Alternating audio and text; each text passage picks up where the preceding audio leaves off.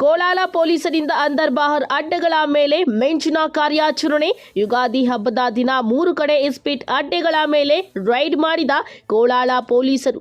Kolar police ಠಾಣೆಯ ವ್ಯಾಪ್ತಿಯ ದೊಡ್ಡಪಾಲನಹಳ್ಳಿ, ಸಂಕೇನಹಳ್ಳಿ, ನರಸಯ್ಯನಪಾಳ್ಯ ಗ್ರಾಮದ ಹೊರವಲಯದಲ್ಲಿ ಇಸ್ಪೀಟ್ ಆಟದಲ್ಲಿ ತೊಡಗಿದ್ದ ಸುಮಾರು 25ಕ್ಕೂ ಹೆಚ್ಚು ಜನರ ಮೇಲೆ ಕೇಸ್ ದಾಖಲು.